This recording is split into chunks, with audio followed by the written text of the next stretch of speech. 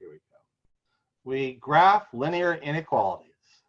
A linear inequality in two variables has the form ax plus by is less than or equal to c, or y is less than or equal to ax plus b. Or we replace the less than or equal sign by a greater than or equal sign, a less than sign, or a greater than sign. The graph of the linear inequality is a set of points whose coordinates fit the inequality. For example, does 1/2 by 1 fit the inequality 4x minus y is less than or equal to 0? Well, you substitute in a half for x, 1 for y. 4 times a half minus 1 is 2 minus 1 is 1, which is not less than or equal to 0. So no, this does not fit this. Does 0.8 by 0.6 fit the inequality negative 5x plus 2y is greater than negative 4? We check it. Plug in 0.8 for x, 0.6 for y. And so negative 5 times 0.8 plus 2 times 0.6 is negative 4 plus 1.2 is negative 2.8, which is indeed greater than negative 4. So yes.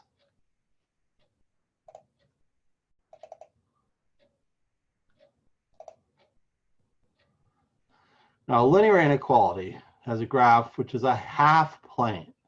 We have the boundary line. So x plus y equals 1 is this downward sloping boundary line like this.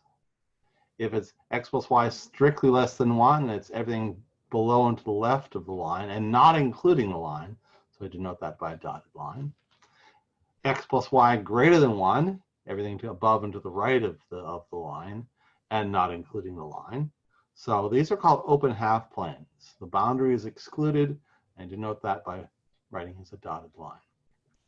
X plus y less than or equal to 1 is the same as x plus y less than 1, only we include the boundary line, which I denote by a solid line. So this half of the plane. X plus y strictly greater than, oops, oh dear. Oh dear, oh dear, oh dear. This is a mistake. It should be, I should be coloring up and to the right, this part of the line rather than this half of the plane. Big mistake. I'm going to have to make a note of that and change it on the notes. So here we go. This is 372. All right. We proceed. These are called closed half planes. They include the boundary. To graph a linear inequality, you graph the boundary line like here or here or here or here. Dotted if it's a strictly less than or greater than, solid if it's a less than or equal, greater than or equal. Then you figure out which half of the plane to color in. Now there are various tricks for doing that. Let's see.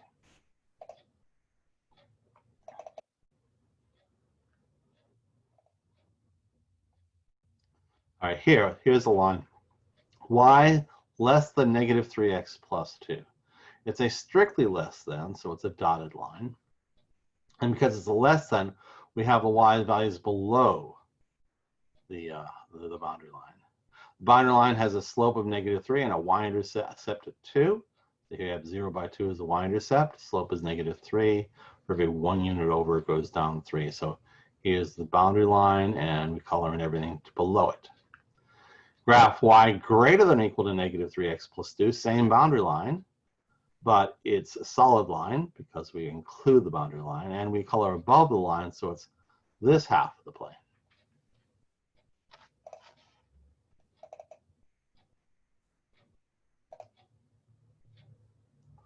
All right, here we ask to graph x minus 2y is greater than or equal to 4. So we first find the intercepts. We set x equal to 0, and then we get negative 2y is greater than or equal to 4, and therefore y is less than or equal to negative 2. So you have the point 0 by negative 2 and everything below it. When y equals 0, we just plug it in and get x is greater than or equal to 4. So you have the point 4 by 0 and everything to the right of it. So we draw this line here between those intercepts, draw it solid because it's the greater than or equal sign. And since we color below this and to the right of this, we color this half of the plane.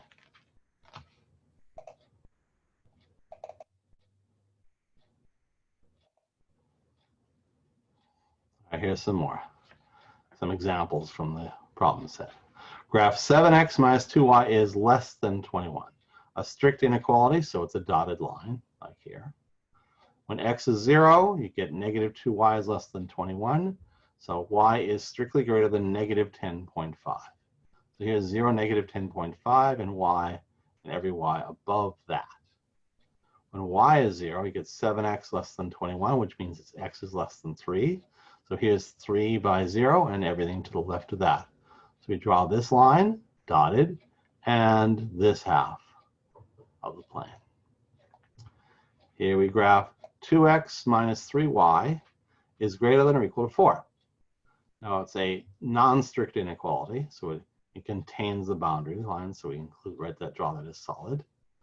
We find the intercepts.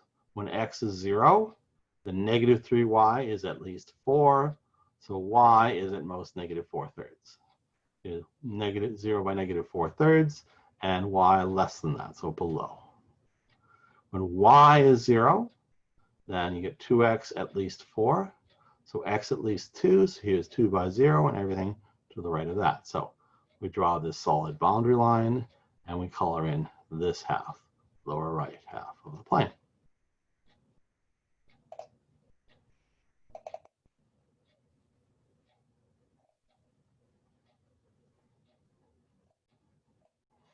Now here, graph x plus y plus x less than 0.